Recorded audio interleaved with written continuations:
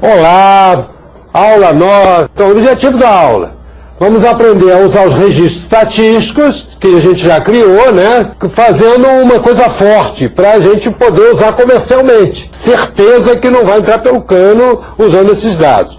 O nível de erro das nossas estimativas, né? A gente pode fazer estimativa com tantos por cento de erro. Risco nós sempre vamos correr.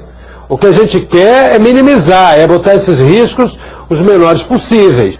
Gerar estatísticas para gerar estimativas, definir qual é o nível da minha estimativa, dependendo do erro, da aproximação. Eu posso trabalhar com uma função linear, uma função exponencial. Eu já tenho mostrado essas curvas para vocês, mas na realidade a gente não entrou fundo nelas.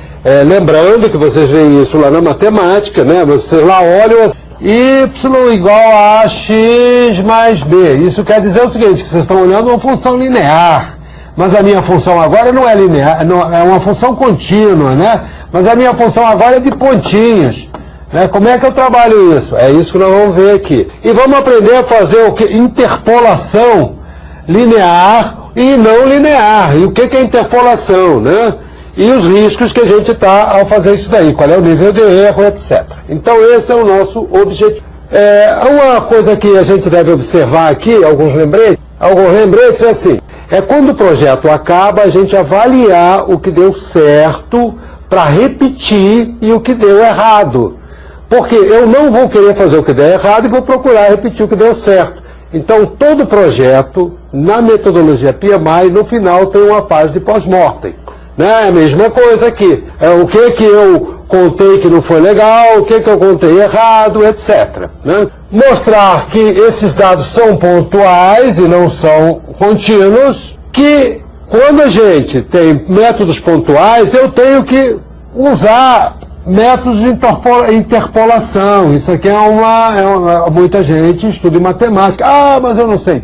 Poxa vida, então vamos chamar um matemático para ajudar, já que a gente vai, mas o que a gente não pode é chutar para o alto, fazer de qualquer maneira e depois correr um risco alto. E ao fazer a interpolação, a gente sabe que está introduzindo um erro. E qual é o erro que a gente está introduzindo? Mostrar as divergências, de dados para estimativas fora do limite. Você tem um determinado conjunto, e aí o cara quer alguma coisa de um dado que você ainda não tem nada ali. Então como é que a gente faz quando está fora do limite? Fazer a interpolação de outra função e os níveis de erros assumidos, tá certo? Então vamos trabalhar, esse é o nosso objetivo.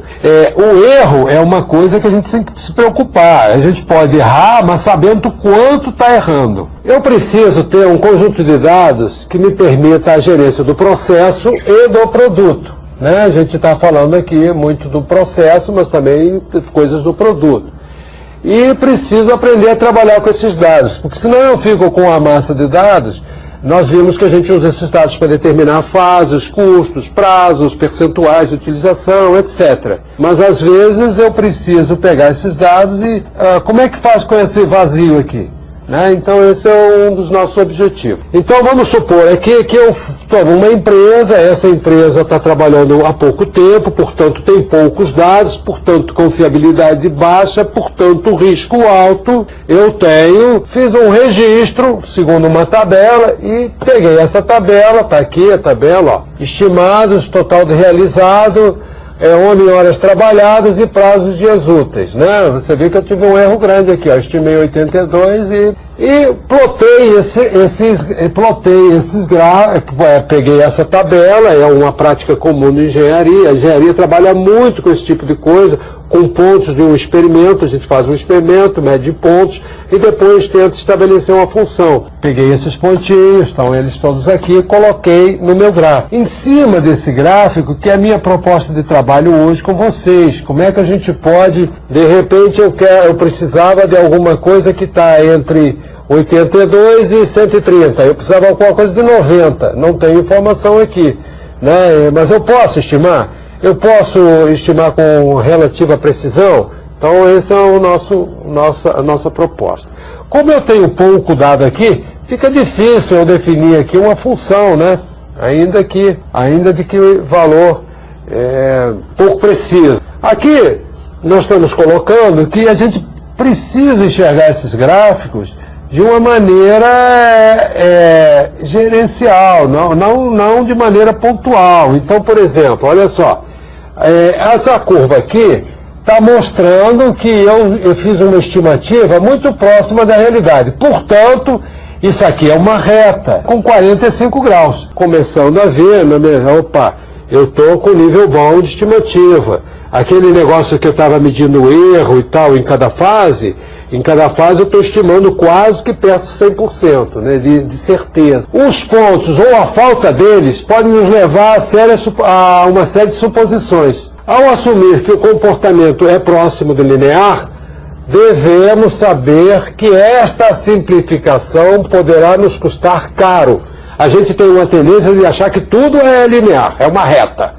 E nem sempre é assim. Nem tudo tem esse tipo de comportamento. Aliás, a maioria das vezes não tem.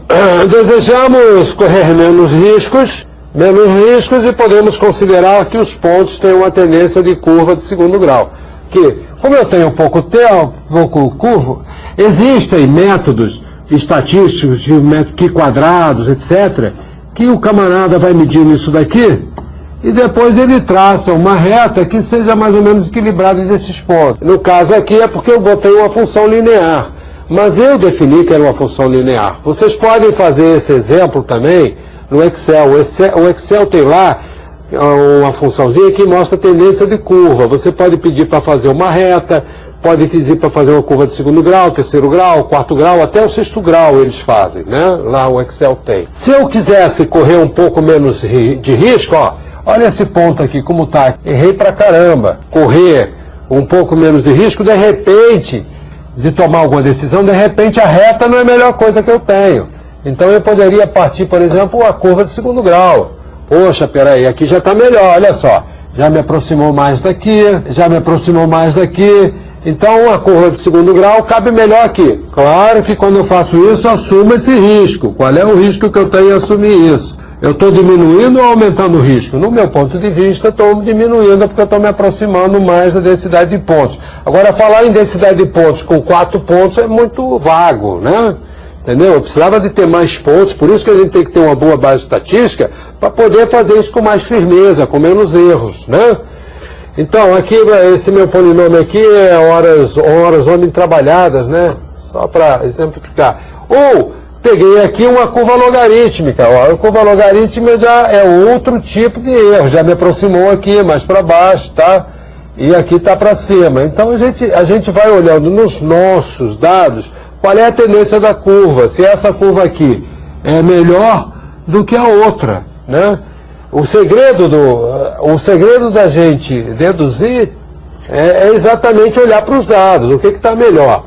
Olha, depende. Também depende do que a gente está estimando, né? Quando a gente está estimando alguma coisa, está aqui, eu quero chegar nesse ponto. Se é para qualidade, se eu chegar aqui em cima, eu não me incomodo. Se é para prejuízo, né, se é custo, se eu chegar aqui, eu também não me incomodo. Né? Então, a gente nunca chega no valor exato, né? A gente sabe disso, mesmo quando faz um controle. Ou você chega para cima ou chega para baixo. Se é qualidade, a gente tenta chegar para cima. Se é custo, a gente tenta chegar para baixo. A gente não deixa passar o ponto que seria ideal. Agora, chegar no valor exato não existe em engenharia. Em engenharia existe erro. Eu posso ter com menos erro ou mais erro. Eu não tenho o valor 2. Eu tenho 1,999. Qual é o erro que eu quero? Menos de 1 centímetro. Tá. Então, na engenharia civil se usa que a gente tem paredes, um erro de até da ordem de centímetro é aceitado. Acima disso, não. Eu queria uma parede de 2 metros. Não existe. Eu tenho 1,9999, 2 metros, vírgula, qualquer coisa, tá? Então a gente está trabalhando em cima de estimativa, em cima de precisão, tá? Então eu coloquei aqui, por um número de pontos funções menores, eu tenho uma tendência linear. E para os valores mais altos, eu tenho uma tendência exponencial. Então eu, por exemplo, usaria linear até aqui, e daqui para lá eu consideraria exponencial. Então veria qual é o intervalo que vale para exponencial, né? Então é aquelas funções que os matemáticos escrevem que o cara até fica invocado. Se x for menor que, usa isso. Se x for maior ou igual a Q, usa aquilo, né? Então ele vai fazendo isso por intervalos, não é isso? É exatamente isso que ele está fazendo aqui no gráfico. Então aqui, imagina que eu tenho o seguinte problema, naqueles pontos, naquela situação ali, eu tenho o seguinte problema. Eu tenho um produto que eu queria dar um orçamento para um produto de 230 pontos, funções ajustados. Tá certo isso aí? Esses aqui é não ajustado, isso aqui está errado. Por quê? Se fosse ajustado é um número real, e esse número aqui é um número inteiro, foi bobeira minha. E devemos usar a tabela para definir esforço. Não tabela, não temos como ter diretamente o dado 230 pontos funções. Não temos isso diretamente. Eu preciso deduzir esse valor a partir que eu já tenho. E porque a minha não é a função dos dados que eu tenho. Eu estou muito preocupado com os dados que eu não tenho, é a falta deles. Então, para isso é que a gente usa esse método que a gente chama método de interpolação. E a gente chama isso de interpolação. A gente vai fazer uma interpolação de dados. Porque eu, na minha tabela, naquela empresinha pequena ali, com poucos dados, é o método que permite construir um novo conjunto de dados a partir de um conjunto discreto de dados pontuais previamente conhecidos. Ou seja, isso aqui é a tua tabela, os dados da tua tabela, e você quer descobrir outros dados. É comum em engenharia, né? A engenharia a gente faz as coisas muito por amostragem, e depois eu faço um experimento e depois eu faço. De dados pontuais que eu tenho, que está faltando coisa, também é chamado de conjunto degenerado, né? Ou é degenerado por quê? Porque ele não tem toda a informação, ele não tem continuidade. Por isso a gente chama ele de degenerado. E isso muitas vezes torna demasiado irreal a representação teórica do fenômeno. Pouco ponto, menos certeza você tem, né? O conjunto está muito esculhambadinho, muito fraquinho.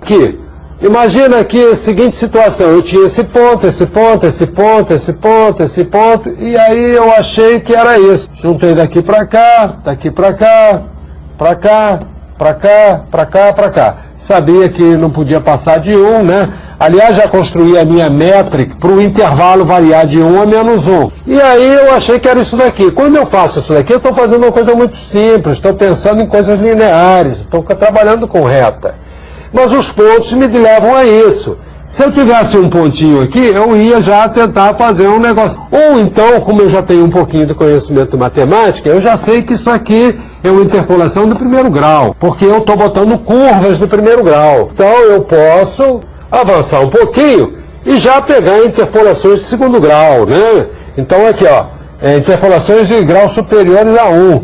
Então eu já estou, como a gente tem acha que tudo, se não é reto é seno e cosseno, a gente já botou aqui a curva, poderia não ser, tá? Então eu estou correndo um risco, porque a única certeza que eu tenho aqui é que esse ponto está aqui, esse ponto está aqui, esse ponto está aqui. O resto eu estou imaginando, porque na verdade o que eu tenho na tabela são pontos, não é continuidade. Poderia ser essa, poderia ser a reta, poderia ser até uma curva assim. Uma curva totalmente anormal. O que está acontecendo aqui é que nesses pontos, essas funções que eu estou fazendo estão coincidindo. Então a gente tem que tomar cuidado que nem tudo é primeiro grau. A gente tem que olhar a tendência dos pontos. Se os pontos forem muito irregulares, a gente não consegue nem deduzir. Então aqui uma definição um pouquinho mais formal. A interpolação consiste basicamente em encontrar uma função que seja a expressão lógica de determinados pontos de uma função desconhecida. Eu não conheço a função, mas eu conheço os pontos da minha tabela, que é uma função que eu posso calcular. Esses meus pontos é que vão servir de base para calcular a nova função. Então eu tenho aqui uma função que eu vou chamar de g de x, mas na realidade eu tenho a função real aqui, que é a minha f de x.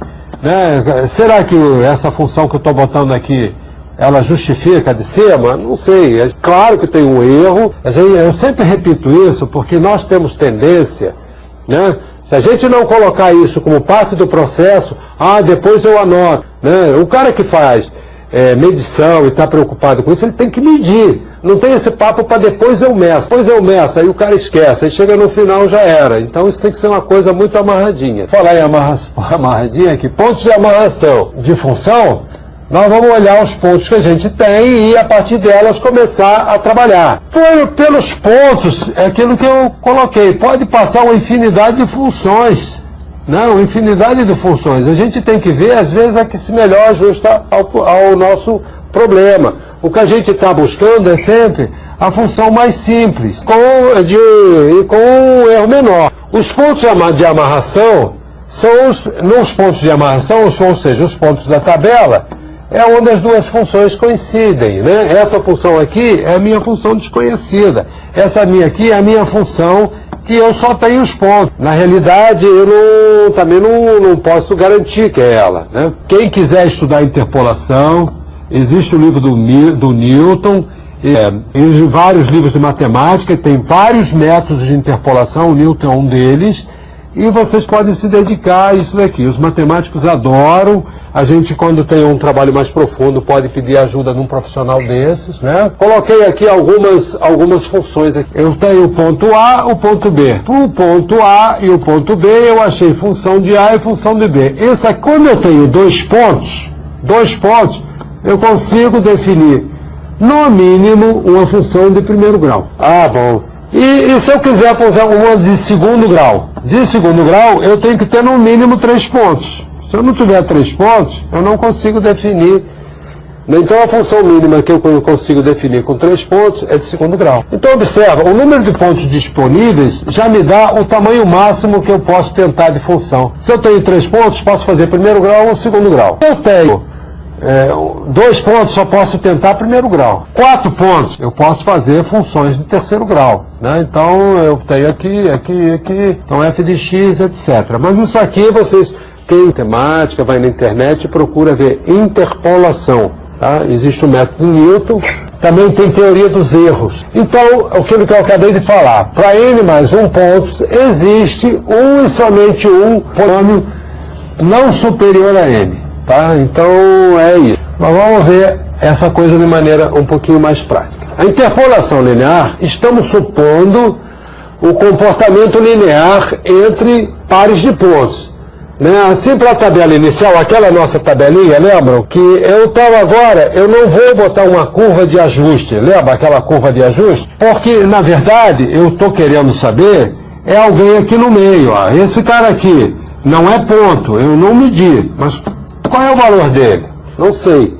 Então, quando a gente faz isso, a gente trabalha com funções de primeiro grau, né? A gente está ligando em retas e vamos fazer esse cálculo. Consultando o gráfico para o nosso exemplo, eu preciso de 230 pontos funções. E eu verifiquei aqui no meu gráfico, entrei aqui, ó, eu tinha lá toda a estatística e tal, e cheguei aqui, estimado, está aqui, 138 pontos funções e 238 pontos funções. Nossa, o cara está aqui no meio, né? Eu não tenho essa informação. Então está aqui, ó, eu não tenho. Eu tenho esse ponto, mas não tenho 230.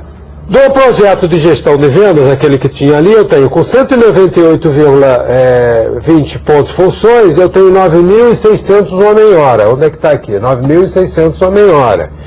Para um projeto de 268,30 pontos funções, esse aqui de baixo, eu tenho 7.200 homem-hora. E eu preciso de saber 230. Aí vem o caso. Poxa, é algum valor entre esses dois aí. Agora é mais para perto do de cima ou mais para perto do de baixo? Não sei. Ou é alguma coisa discrepante? Também não sei. Mas no caso aqui, se a gente está assumindo que é interpolação linear, a gente tem aqui esse triangulinho, né? Então está aqui, ó. Eu vou colocar aqui, ó.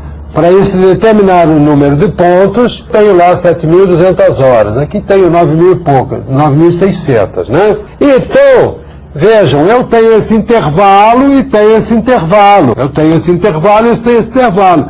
Então, na interpolação, a gente sempre pode fazer linear. Na interpolação linear, a gente sempre pode fazer semelhança de triângulos, né? Eu tenho isso, né? Então, o que eu estou estimando, né? Isso aqui está para isso aqui, assim como isso daqui está para esse x aqui. Quem é que eu quero descobrir? O x. Então, eu tenho esse tamanho, eu tenho esse comprimento. E tenho esse comprimento, né? A gente pode fazer isso por proporção. Então, quer dizer, eu posso escrever aqui, ó, x, né? Está para aquela diferença entre os dois, 7.000, que não dá para ler. Tá, 9.000 e pouco, dividido por menos 7.000 e bordoada lá, deu 2.400. E a diferença em pontos funções, está aqui. Então eu achei o meu valor de x. Olha aqui, o meu valor de x, você algebricamente, vocês manuseiam, né?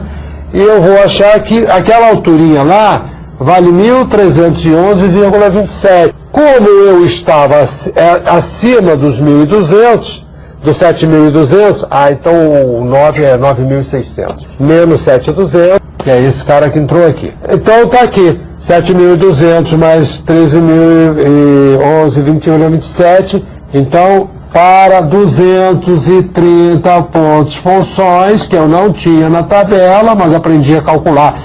Estou assumindo o risco de ser linear. Linear é mais simples, mas é mais arriscado. A gente tem que ver que muitas vezes a gente tem que trabalhar com outra função. Aí a gente vai ver depois. Então aqui, ó, 8.511,27 homem-hora, tá? Então eu consigo estimar mesmo não tendo na tabela. Por quê? Porque estou usando interpolação. Usei interpolação? Ah, bom, então eu tenho que saber isso aqui, ó, que eu assumi um risco. Não, ninguém vai me dizer que é exatamente isso. Pô, fiz a conta, tomei o maior prejuízo. Não é isso. A matemática é para a gente ajudar a gente a raciocinar, mas é raciocinar, não é sair usando um número sem a análise desse número. Ao assumir um valor, estamos assumindo um risco que poderá diminuir, a gente pode diminuir, assumindo-se outro tipo de curva. A gente também pode colocar aqui, lembram daqueles métodos de estimativa, COCOMO 2, né? A gente pode se valer de um método daqueles para verificar se o valor que a gente está achando está mais ou menos dentro do razoável, né? Outra situação que ocorre de interpolação, assim, eu aqui tinha a minha tabela, tinha um ponto, tinha outro ponto, tudo dentro da tabela. Mas agora eu tinha dados aqui, mas agora eu quero um ponto daqui. Ah, esse ponto ainda não tem na tabela, eu nunca cheguei aí. Como é que eu vou fazer interpolação? Não tem como eu fazer o triângulo, né? Lembram? O triângulo pegou o ponto mais alto, o ponto mais baixo e ele calculou naquele triangulinho aqui. Mas agora com esse ponto aqui fora, pomba, esculhambou meu método. Não esculhambou. O problema é o seguinte, se eu assumir que isso é uma interpolação linear, eu escolho dois pontos e escrevo a equação nessa reta para passar lá. E é isso que nós vamos fazer. Então aqui, ó, nesse caso podemos estimar a equação da função e usar um novo valor. A gente muitas vezes também, a gente faz isso experimentalmente, né? Eu vejo essa taxa de crescimento no Excel, boto a célulazinha de cima mais essa taxa de crescimento, quem sabe Excel conhece isso, e arrasto. E vejo qual o valor que está mais perto. Pode ser assim, algebricamente ou até experimentalmente, porque lembre-se, nós estamos assumindo um nível de erro. Assumindo um nível de erro, e não tem problema usar um errozinho no Excel, né? Depende exatamente da variação que você está botando célula para célula. Bom, lembrando que vamos assumir um risco e que ele pode ser medido à medida que vamos aumentando a nossa base de dados. Como a minha empresa é pequenininha, não vamos esquecer isso, eu ainda estou com um riscozinho alto porque não tenho como fazer isso. Para a gente continuar o nosso exemplo aqui, vamos supor, para fins de exemplo, que eu tenho um esforço, né, para um novo projeto, eu quero saber o esforço para um novo projeto de 600 pontos funções. Ah, olha só, ajustados ou não ajustados? Não ajustado, agora está certo, porque isso é um número inteiro, sendo um número inteiro é ponto de função não ajustado. Esse valor está acima do da tabela, então a gente tem que dar um jeito. Vamos então determinar a que melhor atende. Nesse caso aqui eu vou supor que é uma reta. E é uma reta passando pelos esses dois pontos. Ponto A e ponto B. Isso é um problema clássico que a gente já trabalha. Que dado dois pontos, qual a reta que passa por esses dois pontos? Então está aqui os dois pontos. Ponto função, 268,30. Eu escolhi esses dois pontos, né? Na verdade, aquele gráfico, não sei se vocês lembram, peguei os dois últimos aqui, esse e esse, e vi a reta. É como se a reta continuasse, né? Ela podia ter virado. mas eu estou fazendo como se continuasse, quer dizer, estou assumindo um risco. É o que os economistas gostam de falar, né? Eu olho o viés, né? Se o viés é para cima, eu assumiria para cima, mas vamos lá, para lá. Então vamos ver aqui, ó.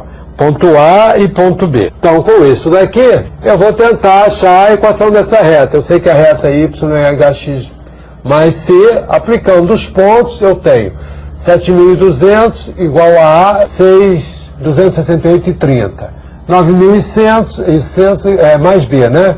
A igual a 471 e B. Aí, manipulando algebricamente isso daqui, ó, né? Eu calculei, tirei o valor de A de um dos lados, tirei o valor de A aqui, então deu esse negócio aí. 9.600, né? Se eu não tiver errado em alguma continha aí, deu que o A dá 14,71. Fazendo a mesma coisa para B, eu vou dizer que B deu 3.253,37. Parece que isso dá trabalho, mas isso aí com Excel a gente faz rapidinho, né? Se não quiser fazer aquele método de arrastar, pode trabalhar com isso daqui. Portanto, a equação é essa aqui. Se eu aplicar, e não é A, é X, tá? Desculpa. Então, se a gente aplicar isso daqui, nós vamos calcular, olha só, 14 mais isso daqui, né, tá aí a reta, apliquei aqui os 600, eu vou ter o meu esforço calculado, estimado, segundo essa reta, em 12.079,31 homem-hora. Ó, cuidado com esse vírgula 31. Eu arredondaria para 12.080. Depende do que você vai fazer com isso. Então, vejam, a gente fez o seguinte. Tem um conjunto de pontos. Ah, quero um novo aqui. Ainda não fiz projeto, mas eu já consigo fazer estimativa desde que eu saiba, né? Estou trabalhando como linear aqui no caso. Agora eu quero um ponto que está aqui fora. Ah, bom, aí então eu tenho que fazer a reta e achar, bom, é isso daqui, em cima desse risco assumido que a gente está fazendo. Então, olha só, erros das estimativas interpoladas. Devemos lembrar que estamos introduzindo erro devido à função da escolha. Olha que eu estou enfatizando isso toda hora. Se a gente quer diminuir o erro, tem que trabalhar com funções melhores, não assim funções lineares. Se a gente tiver dificuldade para fazer isso, a empresa pode ter um matemático, pode ter alguém que possa fazer coisas no Excel com mais precisão, né? O Excel permite você trabalhar até funções de nível 6. Obtivemos isso através de uma tabela. Em geral, não vamos conseguir obter uma função que modele o fenômeno de maneira exata, mas de uma forma aproximada. Então vocês já sabem que vocês vão ter pontinhos. Então o problema é o seguinte: tem como resolver o problema do erro? Não tem. Não tem. Aqui tem que assumir risco. Na hora que eu coloco a função de um jeito, eu estou assumindo determinado nível de risco. Aí eu olho, poxa, esse risco aí é muito grande, não quero. Vou botar mais 30%. Tudo bem, mas continuo assumindo o risco. O momento todo a gente assume o risco. O que a gente faz é a avaliação se aquele risco compromete muito ou compromete pouco. Como é que eu posso trabalhar esse risco? Esse risco, eu corro um risco de 0,1% de passar meu orçamento. Pô, vale a pena assumir? Vale, vamos assumir. Eu corro o risco de 10% de quebrar o orçamento. Vale a pena assumir? Não vale a pena. Então não assume.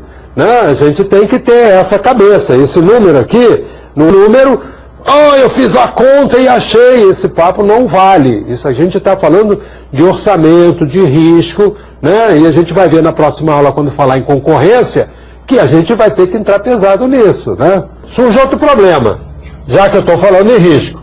Como escolher o tipo da função que melhor justifica o fenômeno? É uma reta? É uma curva de segundo grau? Para determinados pontos é um tipo, para outro é outro tipo. Eu posso fazer uma função mista, né, juntando essas coisas tradicionais. Que tipo de interpolação eu posso fazer? Vou fazer linear? Não vou. Existem outras interpolações. O fato da aproximação ser boa ou não vai depender exatamente de você olhar para os dados. O que está acontecendo? Nunca aconteceu de um ponto dar lá em cima, pô. Então não é na minha vez que vai acontecer.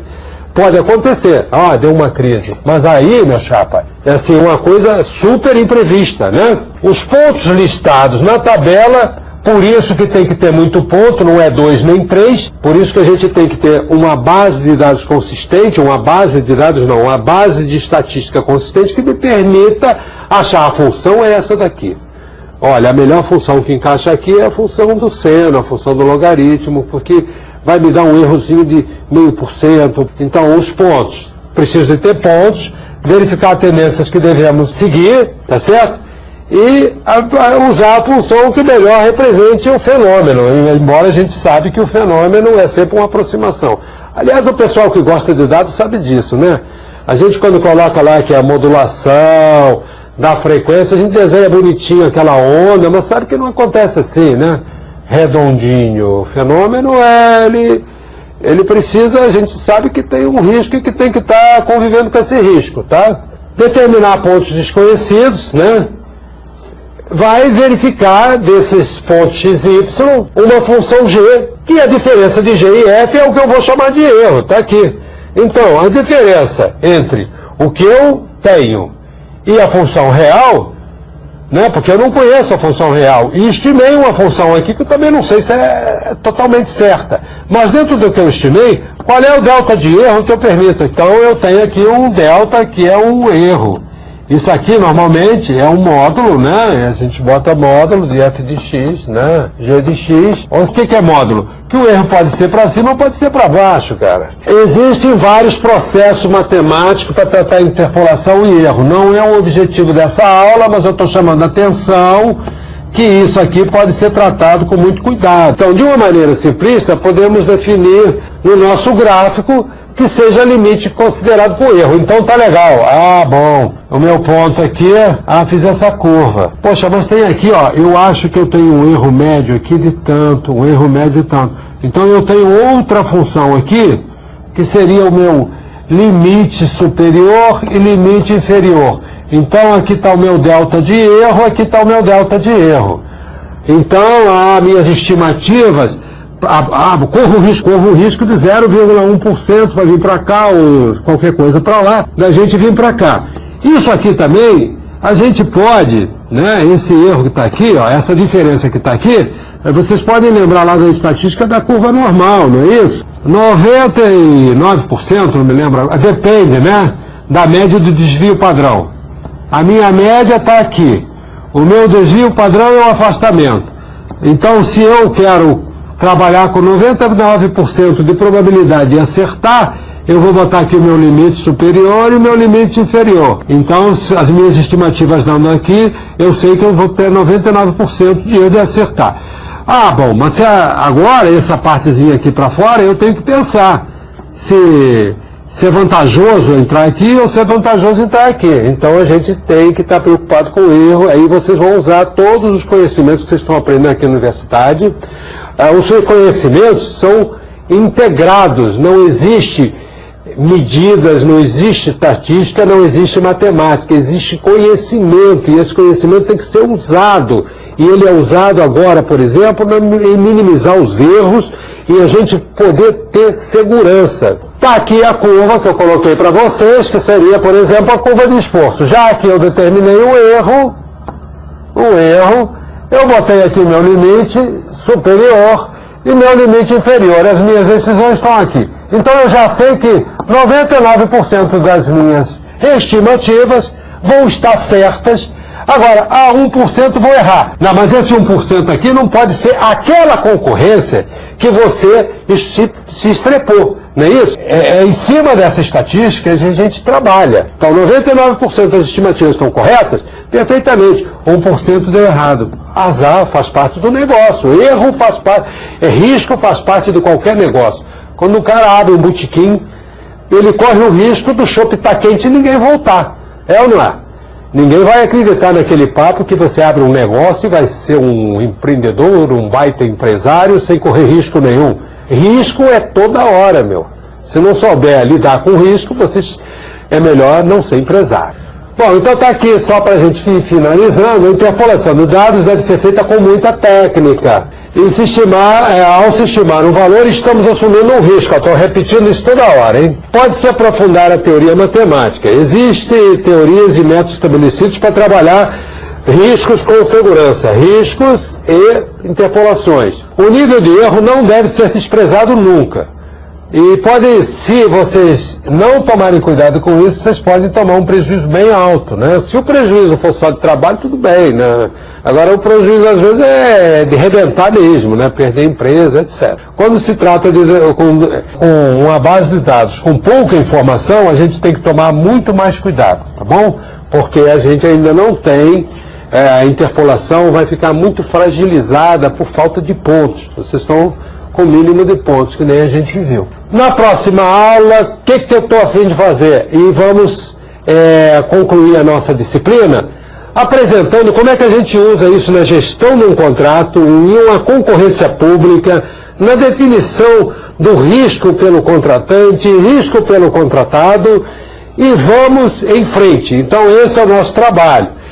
Esses aspectos de trabalhar ponto-função é particularmente importante para vocês que estão se formando agora, porque existe uma determinação do TCU, do Tribunal de Contas da União, que nenhuma empresa pública pode contratar sem ser por ponto-função. Olha o mercado aí. Agora vocês podem trabalhar numa certificação, fazer um negócio firme, se tornar um profissional nessa área. O campo está aí, é só vocês correrem atrás. Quem sai na frente chega primeiro. E até a próxima aula e vamos ver se a gente vai se encontrar em alguma concorrência por aí. Se gostou desse vídeo, clique em gostei.